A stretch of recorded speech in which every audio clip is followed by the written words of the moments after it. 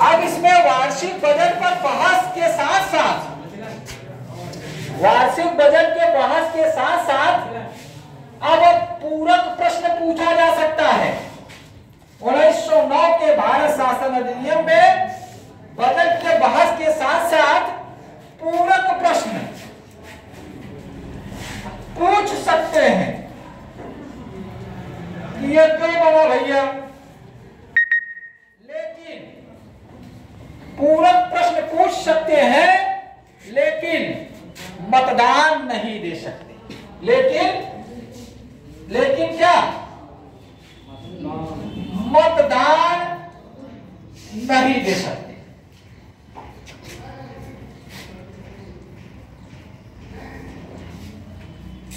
देखो, ये मुख्य चीजें थी जो बहुत ही इंपॉर्टेंट थी। मुख्य चीजें देखो, भारत शासन अधिनियम आया 1909 में। एकदम ध्यान पूर्वक पढ़ो। भारत शासन अधिनियम 1909 को मार्ले मिंटो सुधार के नाम से जानते हैं। किस नाम से? बोलो तो तभी याद होगा। मार्ले मिंटो सुधार के नाम से हम जानते हैं। मार्ले भारत सचिव थे, मिंटो उस समय भारत का क्या थे? वायसराय। अब चूंकि कर्जन ने पहले फूट डालो और राज करो की नीति का बालनीव डाल चुका हुआ था। फूट डालो और राज करो की नीति डाल चुका था। बंगाल का विभाजन उसी के सरकार काल में हुआ। राष्ट्रवाद को कमजोर करने के लिए तो लॉर्ड मिंटो जो वायसराय थे उसको सत्य साबित कर दिए। कब? भारत शासन अधिनियम या मार्ले मिंटो सुधार 1909। क्या किए? पहली बार मुसलमानों के धर्म के आधार पर निर्वाचन की व्यवस्था किया गया। धर्म के आधार पर। किसके आधार पर?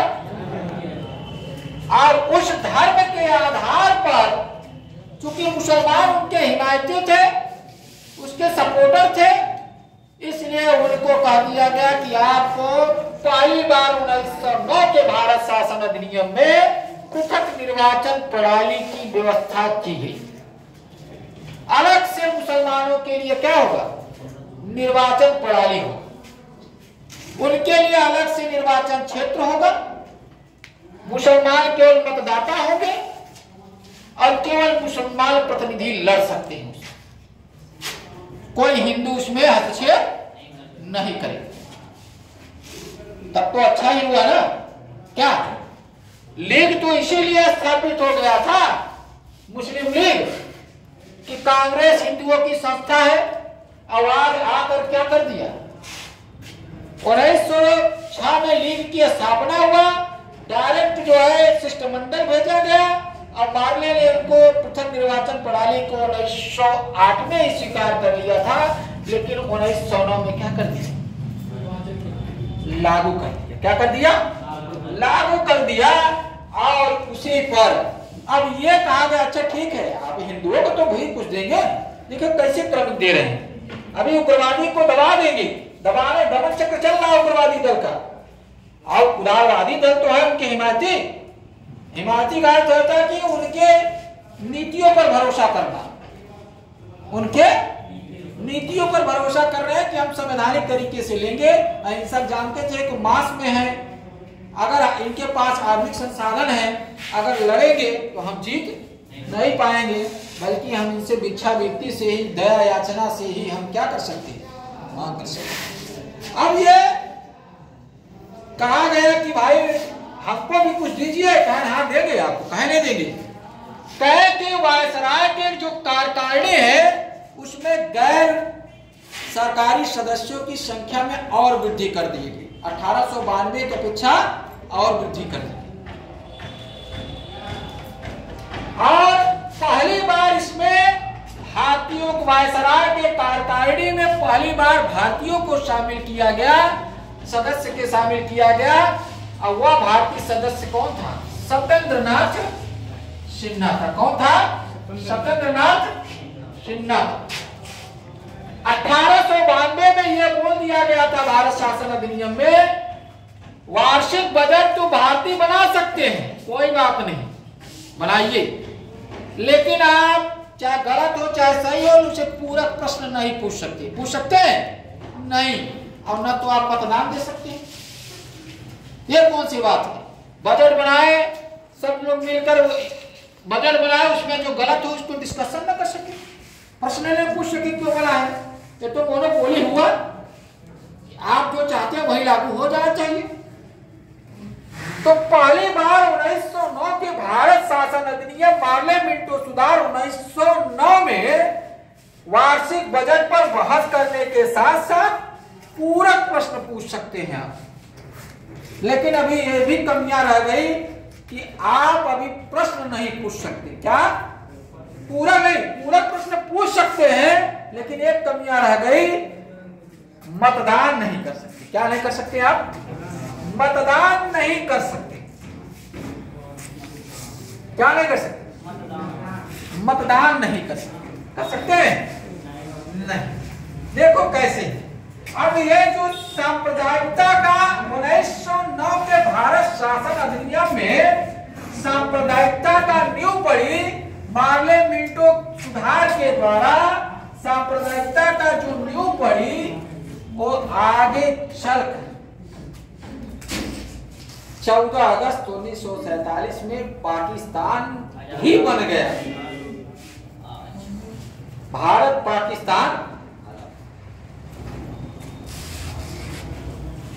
है ना। देखो ऐसा आज भी लोग एक दूसरे को हो नहीं पा रहे हैं, बड़ी विडंबना है। होना चाहिए। अभी उन्हीं की नीतियां चल रही है जो वो डालकर बीच गए हैं कि नहीं आपके हिमायती नहीं है, दोनों लोगों वर्गों तो वही चल रही है। कुछ लोग जो है वो फॉलो कर रहे हैं। अब इसमें देखो क्या हुआ, मतदान तो नहीं दे सकते हैं। मतदान देने का जो प्रावधान आया, इसमें अब जो पूरक प्रश्न पूछ भी सकते हैं और मतदान दे भी सकते हैं, वो 1919 में आया। कब आया? अब 1909 में तो तुम जान ही रहे हो कि मुसलमानों को राष्ट्रीय आंदोलन कमजोर करने के लिए मुसलमानों को भारतीयों से क्या कर दिए गए? अलग।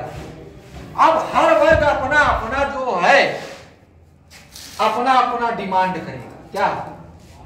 अब वो चाहेगा कि हमें भी पृथक निर्वाचन मिल जाए, हम भी ब्रिटिश के हिमायती हैं।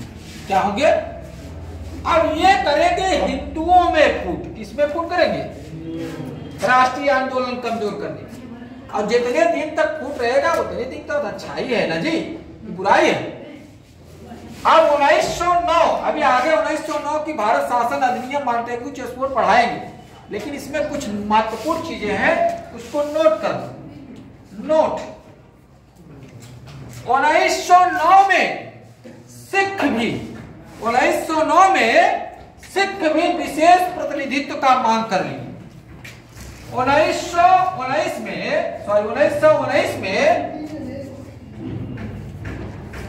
सिख भी, भारत शासन अधिनियम 1919 में सिख भी विशेष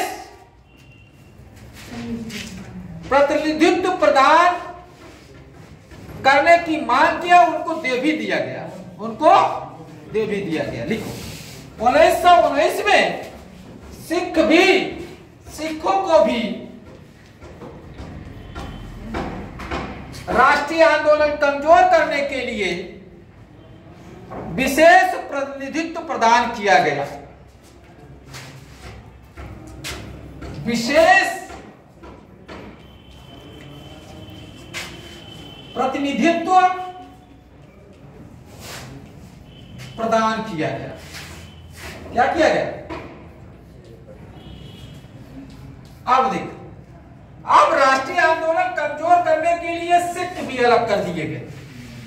उनको भी विशेष होता, कहा आप भी हमारे साथ आ जाएंगे। किसके साथ रहेंगे? अभी जो जिसको छूट देगा, लाभ देगा, उसी के साथ रहेंगे ना। तो सरकार के साथ, ब्रिटिश सरकार के साथ, अब कांग्रेस के साथ ही नहीं रहे। अब सिख लोग भी कांग्रेस के साथ नहीं, पूर्ण रूप में कुछ लोग। और 1935 फिर नोट लिखो, भारत शासन अधिनियम 1935, जिसको लघु संविधान भी कहा जाता है। अधिनियम 1935 में, भारत शासन अधिनियम 1935 में भारतीय ईसाइयों, यूरोपियों, लिखो, भारतीय ईसाइयों, यूरोपियों, हरिजनों,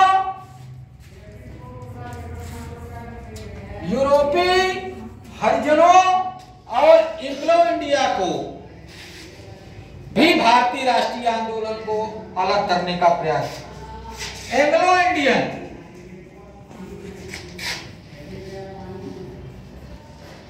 को भी विशेष प्रतिनिधित्व दिया गया, को भी विशेष प्रतिनिधित्व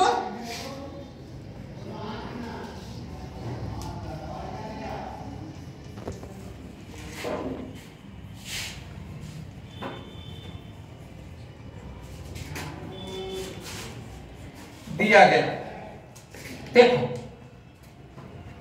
इस प्रकार से हर प्रकार से उचित चलकर पहले मुसलमानों को 1909 में दे दिए विशेष अलग से पृथक निर्वाचन क्षेत्र। अब जो है सिखों को 1919 के भारत शासन अधिनियम विशेष प्रतिनिधित्व दे दिए। अब 1935 जो लघु संविधान कहा जाता है भारत का, ईसाइयों को, यूरोपियों को, हरिजनों को, एंग्लो इंडियनों को विशेष प्रतिनिधित्व दे दिए। इनका केवल एक उद्देश्य था, राष्ट्रीय आंदोलन क्या करना, कमजोर करना। क्या करना था? कमजोर करना, कि नहीं करना था? कमजोर करना था नहीं? बोलो, उद्देश्य क्या है इनका? बहुत बड़ा हिमायती थे क्या? इस प्रकार से मांगे पिंटो सुधार, भारत शासन अधिनियम आया। केवल मुसलमानों को अलग कर दिया गया, विशेष प्रतिनिधित्व दे दिया गया, गैर सरकारी सदस्यों की संख्या बढ़ा दी गई, मुसलमानों के लिए विशेष प्रतिनिधित्व दे दिया गया, सांप्रदायिकता का बीज बो दिया गया, जो आगे चल के भारत पाकिस्तान बना, और भारतीयों को वायसराय के कार्यकारिणी में शामिल कर दिया गया। अंत में क्या हो गया? अब बाद में सिखों को 1919 के भारत शासन में और 1935 के भारत शासन अधिनियम में ईसाई, यूरोपीय, हरिजनों, एंग्लो इंडियन को भी विशेष प्रतिनिधित्व देकर आगे जो आएगा। अब इसके बाद जो घटनाएं घटेगी, अब इसी समय बंगाल का चूंकि विभाजन हो चुका है, अब बंगाल का विभाजन का विरोध तो हो ही रहा है। अब इसी समय भारत का दौरा करेंगे, दिल्ली के लिए भारत का दौरा करेंगे। कौन? भारत का दौरा करेंगे राजा जॉर्ज पंचम, सम्राट जॉर्ज पंचम और मेरी भारत के भ्रमण करने के लिए ब्रिटेन से आएंगे, और यहाँ पे उदारवादी दल और अन्य दल भी मिलकर जो है क्या होगी, इनका विरोध करेंगे। क्या करेंगे? अब विरोध करके कहे, किस लिए विरोध करेंगे? जो इसका जो है बंगाल का विभाजन 1911 में बंगाल विभाजन को रद्द कर दिया जाएगा। जॉर्ज पंचम के, क्वीन मेरी के, लॉर्ड मिंटो के हस्ताक्षर पर जो सचिव थे, ये क्या कर दिया जाएगा? बंगाल विभाजन रद्द कर दिया जाएगा और आ जाएगा क्या, दिल्ली राजधानी बना दी। क्या बना दी? दिल्ली राजधानी, कलकत्ता से दिल्ली राजधानी परिवर्तन कर दिया जाएगा। 1912 में कलकत्ता से राजधानी परिवर्तन होकर कहां हो जाएगी? और दिल्ली हो जाएगी। और दिल्ली उनके लिए बहुत जरूरी भी था, इसलिए क्योंकि उधर विश्व युद्ध की संभावना बनी हुई थी, दूसरी जो है समुद्र के नजदीक था, और तीसरा इनका एक उद्देश्य था कि जनता यहाँ हमारी हिमायती हो जाएगी, क्योंकि मुगल बादशाह कहाँ बैठता था? दिल्ली में। तो इसलिए अगर हम दिल्ली में राजधानी बनाएंगे तो जनता कुछ हमारे पास हो जाएगी कि हम इनके पक्ष में कार्य कर रहे हैं, लेकिन करने वाले अब नहीं है। अब केवल अब डालना है दिल्ली दरबार 1911। हेडिंग क्या डालना है? दिल्ली दरबार 1911।